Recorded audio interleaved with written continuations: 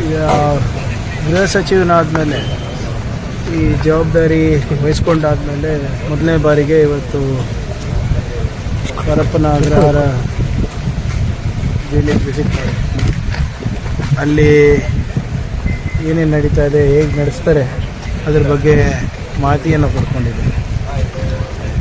ಅಲ್ಲಿ ಬೇಕಾಗಿರುವಂಥ ಇನ್ಫ್ರಾಸ್ಟ್ರಕ್ಚರ್ ಬಗ್ಗೆ ಇರ್ಬೋದು ಅಥವಾ ಟೆಕ್ನಾಲಜಿ ಅಪ್ಗ್ರೇಡ್ ಇರ್ಬೋದು, ಮತ್ತು ವಿಶೇಷವಾಗಿ ಸಾಕಷ್ಟು ಬಾರಿ ಮಾಧ್ಯಮದಲ್ಲಿ ಕೆಲವು ಲೋಪಗಳ ಬಗ್ಗೆ, ನ್ಯೂನತೆಗಳ ಬಗ್ಗೆ ಪ್ರಸ್ತಾಪ ಆಗ್ತಾನೇ ಇರುತ್ತೆ. ಸೊ ಅದು ಹೇಗಾಗುತ್ತೆ ಏನು ಅಂತೆಲ್ಲ ತಿಳ್ಕೊಳಕ್ಕೆ ಬಂದಿದೆ.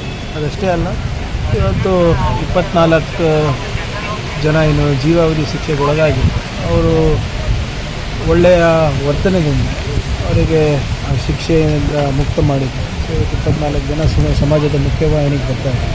ಸೊ ಅವ್ರದ್ದು ಕೂಡ ಒಂದು ಬಿಡುಗಡೆ ಪತ್ರ ಅಂತ ಏನು ನಾವು ಹೇಳ್ತೀವಿ, ಅದು ಒಂದು ನೀಡಲಿಕ್ಕೆ. ಮತ್ತು ಸುಧಾರಣೆ ಹೇಗೆ ಮಾಡ್ಬೋದು, ಸರ್ಕಾರದ ಜವಾಬ್ದಾರಿ ಅಪರಾಧವನ್ನು ಕಂಟ್ರೋಲ್ ಮಾಡೋದಲ್ಲದೆ ಅಪರಾಧಿಗಳು ಯಾರಿದ್ದಾರೆ ಅವರಿಗೂ ಒಂದು ಸುಧಾರಣೆಗೆ ಅವಕಾಶ ಕಲ್ಪಿಸ್ಕೊಳ್ಳೋದು ಜವಾಬ್ದಾರಿ ಕೂಡ ನಮ್ಮದಾಗುತ್ತೆ. ಅದೇನು ಮಾಡ್ಬೋದು, ಹೇಗೆ ಮಾಡ್ಬೋದು ಅಂದ್ಬಿಟ್ಟು ಸಲಹೆಗಳನ್ನು ಅಧಿಕಾರಿಗಳ ಹತ್ರ ಪಡೀಲಿಕ್ಕೆ ಬಂದಿದ್ದೆ.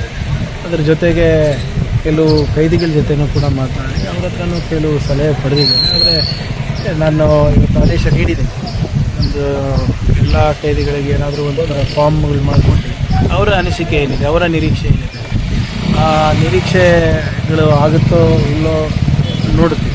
ಬಟ್ ಸುಧಾರಣೆಗೆ ಒಂದು ಅವಕಾಶ ಮಾಡಿಕೊಡೋದು ಸರ್ಕಾರದ ಜವಾಬ್ದಾರಿ ಆಗುತ್ತೆ. ಮತ್ತು ಅದ್ರ ಜೊತೆಗೆ ಅವರಿಗೂ ಕೂಡ ನಾವು ಸಂದೇಶವನ್ನು ಕೊಟ್ಟಿದ್ದೀವಿ, ದಯವಿಟ್ಟು ಸಮಾಜದ ಮುಖ್ಯವಾಹಿನಿಗೆ ಬರಬೇಕು. ತಮ್ಮ ಕುಟುಂಬದವರೆಲ್ಲರೂ ಕೂಡ ತಮ್ಮ ಕಾಯ್ತಾ ಇದ್ದಾರೆ. ಸರ್ಕಾರದ ಏನು ಅವಕಾಶಗಳಿದೆ ಅದನ್ನು ಸದುಪಯೋಗ ಮಾಡ್ಕೊಳ್ಳಿ ಅಂತ ಅವರಿಗೆ ಕಿವಿ ಮಾತನ್ನು ಕೂಡ ಹೇಳಿದ್ದೀವಿ. ಒಟ್ಟಾರೆ ಇದು ಮೊದಲನೇ ವಿಷಯ. ಇನ್ನು ಸಾಕಷ್ಟು ಏನು ಮಾಧ್ಯಮದಲ್ಲಿ ನಿರಂತರವಾಗಿ ಬರ್ತಾ ಇರುವ ಸಲಹೆಗಳಿರ್ಬೋದು, ಮತ್ತು ಆವಾಗ ಕೆಲವು ಸಂದರ್ಭದಲ್ಲಿ ಏನು ಲೋಪಗಳಿರ್ತವೆ ಅದನ್ನು ಕೂಡ ಸರಿಪಡಿಸುವ ನಿಟ್ಟಿನಲ್ಲಿ ಇವತ್ತು ಬಂದಿದೆ. ಒಳಗಡೆ ಇದ್ರು ಸರ್, ದರ್ಶನದಿಂದ ಭೇಟಿ ಮಾಡಿದೆ ಸರ್? ಇಲ್ಲಪ್ಪ, ನಾವು I am not in charge of a celebrity R any celebrity.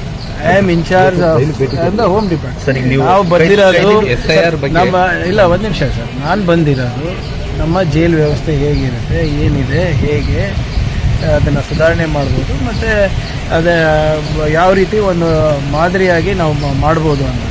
As a home minister I am here. I am not here to meet any celebrity.